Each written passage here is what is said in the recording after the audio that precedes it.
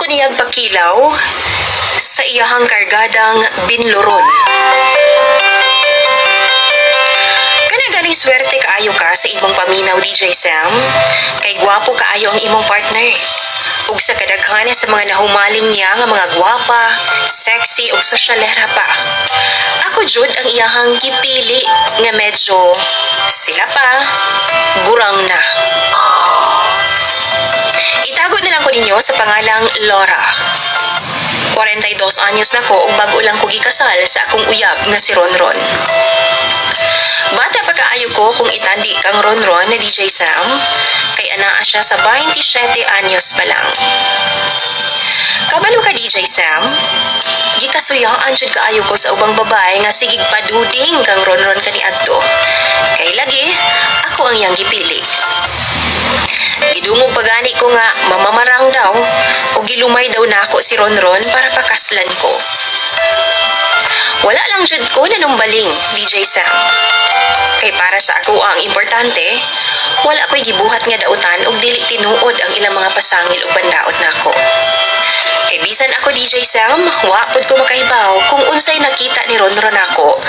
Nganong ako man nga idara na ang iyang gipili. Hinuon, itsuraan man po daw ko, medyo idara na nga lang. Nadugay man gud ko sa abroad ug wala jud ko nagminyo hangtod dili maplastar ang akong pamilya.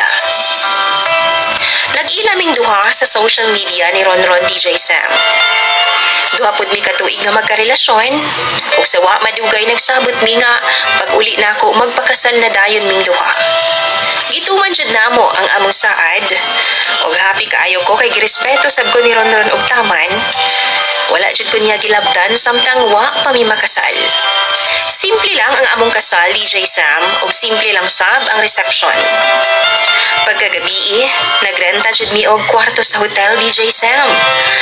Ug dito na ko sobra ka-excited sa dakong bugno atong higayuna. Dili na ko first time, DJ Sam, sa kama. Kay nakatry naman ko sa duha nako ka boyfriend kaniadto. Pero, dekada na pud kong uga, maong excited jud kaayo ko sa among duhang bugno ni Ronron. Dihang nagbinigwasay nami o gibuhat na namo ng sikat ka posisyon nga 69, kalit nga na ako'y nalasahan og medyo crunchy man. Mura kong nagkilaw og crispy mix, DJ Sam. Gitry na ako nga baliwalaon pero di jud makaya. Kasi tinuod lang po kay siya baho. Maong duol man ko sa switch sa suga, DJ Sam.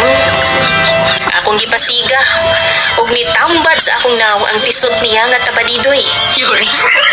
Niya nga tabadidoy.